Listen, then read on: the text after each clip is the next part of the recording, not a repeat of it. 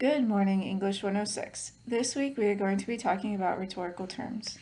These terms will give us specific words to describe pieces or components of a text that we likely already notice. Rhetorical terms help us identify what we expect to encounter in a text based on what kind of text it is. This term is genre, and you've probably encountered it in movies and books before. However, even things like those life update posts or warning, long posts ahead posts on social media could be considered a genre.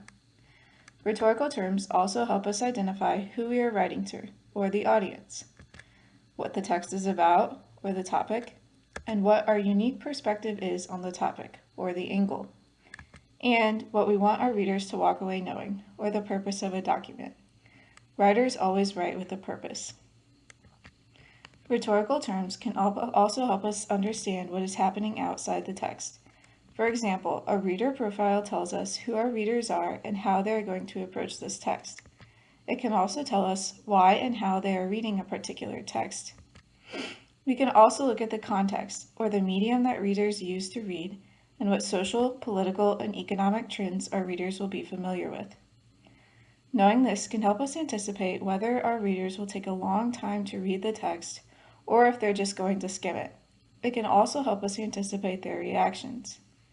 Later in this course, when you write your Mapping the Problem essay, you can use some of this knowledge to address counterpoints to your argument. So I encourage you to think of rhetoric in these rhetorical terms as the foundation or the fundamentals of writing.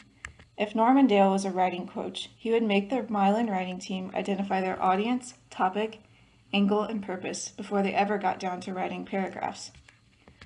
Understanding and identifying rhetorical techniques will help you break down a text when you're analyzing and help you build your own text when you are writing. What we're moving towards is the idea of discourse communities, or groups of people who share common goals, values, and customs and set up their writing in similar ways. Discourse communities can be formal, such as a group of scientists or lawyers, or informal, such as a group of friends.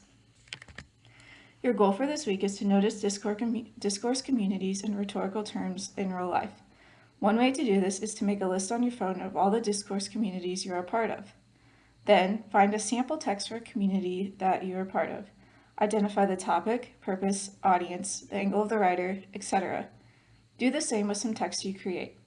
For example, here are some discourse communities that I'm part of, and here's an example text, or this rhetorical terms video. Then share your results on your discussion board. Thank you for your time. Have a great week.